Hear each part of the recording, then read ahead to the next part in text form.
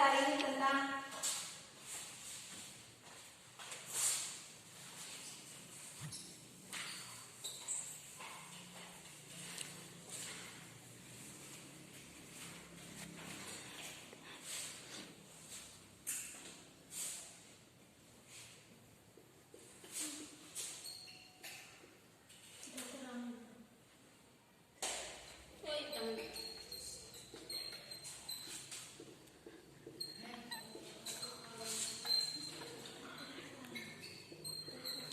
tidak teranggu. Ini pakai sapunya sedikit pakai. Hilaf nama sedikit hilaf.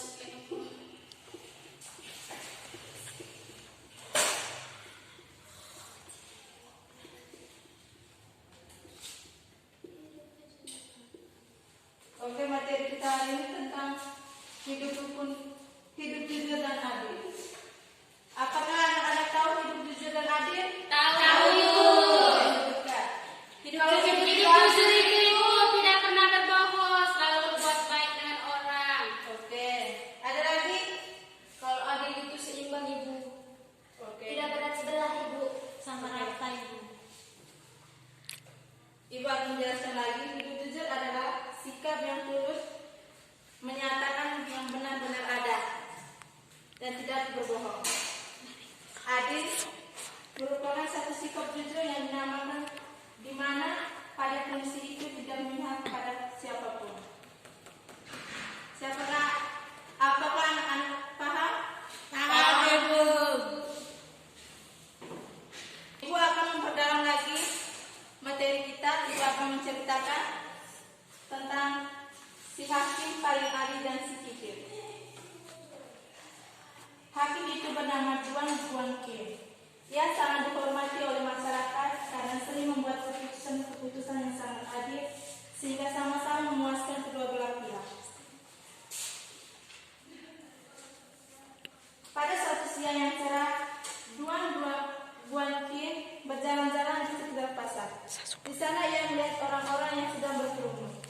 Sang hakim tertarik dan merasa penasaran. Maka ia pun melatihnya untuk mencari tahu apa yang membuat orang-orang itu berkerumun. Rupanya terjadi perselisihan antara seorang petani miskin dengan seorang pemilik toko.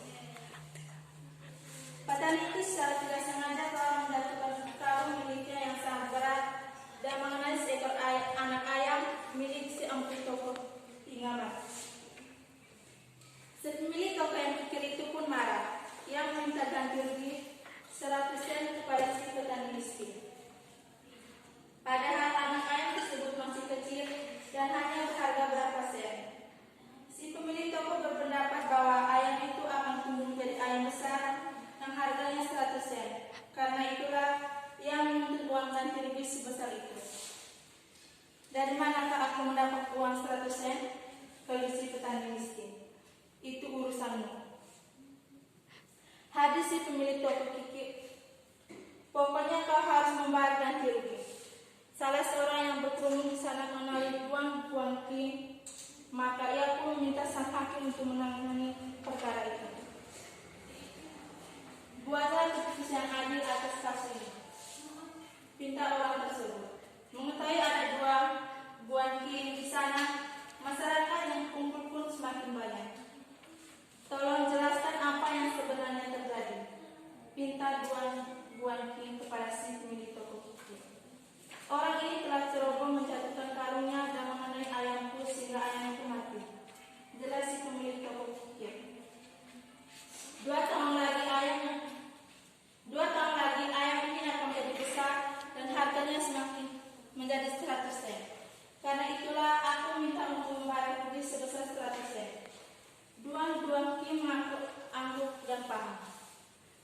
Setelah berpikir sejenak, lantas ia berkata kepada si petani miskin, harga ayam ini 100 sen, jadi kau harus membayar 100 sen kepada si pemilik toko.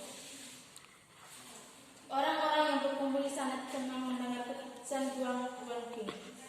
Bertambah kasihanlah mereka kepada si petani miskin. Tidak ada lagi yang bisa menyelamatkannya.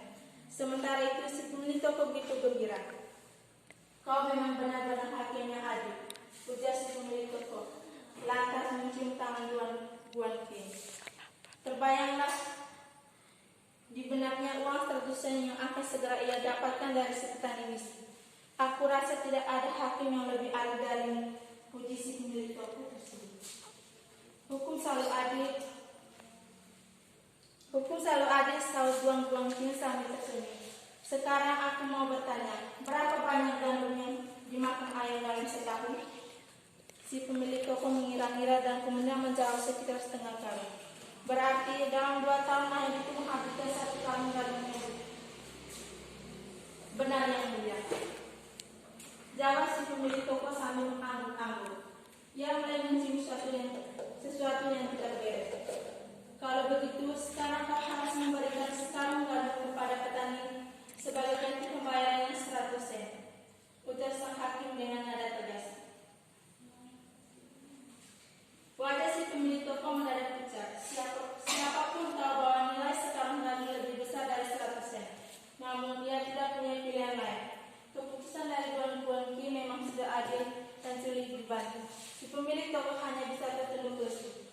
Lalu memerintahkan salah satu pegawainya untuk menyiapkan 1 karung gandum yang akan diberikan kepada si petani. Sementara itu, orang-orang bersorak-sorai dan bertepuk tangan. Mereka gembira karena si pemilik toko yang pikir itu kena batunya, dan si petani miskin lolos dari tipu daya. Mereka memuji kehebatan Guankin yang bisa membuat keputusan dengan begitu adil. Ia benar-benar hakim yang hebat, ujar salah seorang warga yang kagum dengan kecerdasan dan kebijaksanaan Guankin. Apakah anak-anak sudah dengar semuanya? Sudah.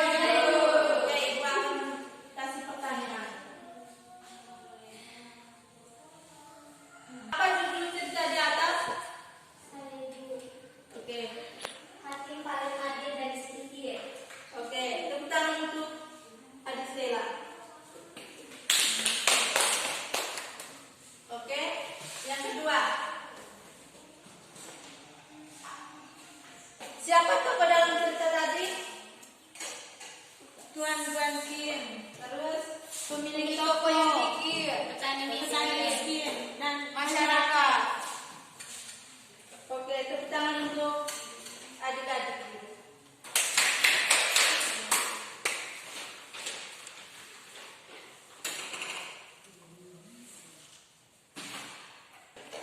Oke, untuk memperdalam lagi pembelajaran kita hari ini, Ibu sudah menyiapkan bacaan. Salah satu dari kalian untuk membacanya.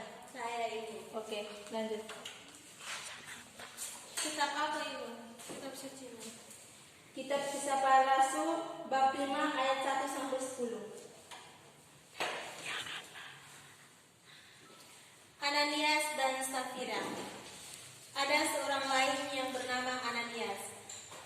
Ia beserta istrinya Safira menjual sebidang tanah. Dengan setahu istrinya, ia menahan sebagian dari hasil penjualan itu dan sebagian lain dibawa dan diletakkannya di depan kaki rasul-rasul. Tetapi Petrus berkata, Ananias, mengapa hatimu dikuasai iblis sehingga engkau mendustai Roh Kudus dan menahan sebagian dari hasil penjualan tanah itu? Selama tanah itu tidak dijual, bukankah itu tetap kepunyaanmu? Dan setelah dijual, bukankah hasilnya itu tetap dalam kuasamu? Mengapa engkau merencanakan perbuatan itu dalam hatimu? Engkau bukan mendustai manusia, tetapi mendustai Allah. Ketika mendengar perkataan itu, rebalah Ananias dan putuslah nyawanya. Maka sangatlah ketakutan semua orang yang mendengar hal itu. Lalu datanglah beberapa orang muda. Mereka mengapani mayat itu, mengusungnya keluar dan pergi menguburnya. Kira-kira 3 jam kemudian masuklah istri Ananias, tetapi ia tidak tahu apa yang telah terjadi. Kata Petrus kepadanya, katakanlah kepadaku, dengan harga sekiankah tanah ini kamu jual? Jawab perempuan itu, betul sekian. Kata Petrus, mengapa kamu berdua bersepakat untuk mencobai Roh Tuhan? Lihatlah, orang-orang yang baru mengubur suamimu berdiri di depan pintu, dan mereka akan membusuk engkau juga keluar.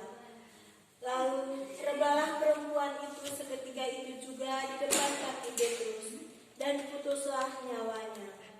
Ketika orang-orang muda itu masuk, mereka mendapati dia sudah mati. Lalu mereka mengusungnya keluar dan menguburnya di samping suaminya. Oke, Ibu akan kasih pertanyaan. Dari inti yang baru kita dengarkan tadi, apakah Ananias merupakan seorang yang jujur? Tidak. Oke. Apa arti tindakan jujur menurut kitab suci? Artinya supaya kita harus mengatakan yang sebenarnya, yang sesungguhnya sesuai kenyataan yang terjadi. Oke, baik. Tepuk tangan untuk adik Kevin dulu.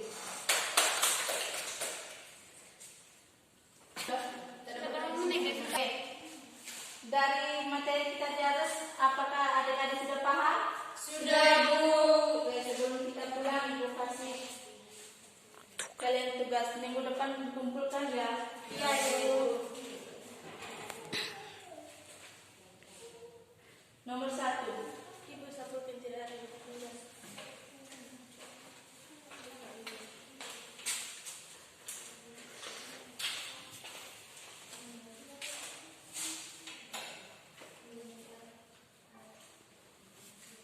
Apa arti bertindak jujur menurut kitab suci?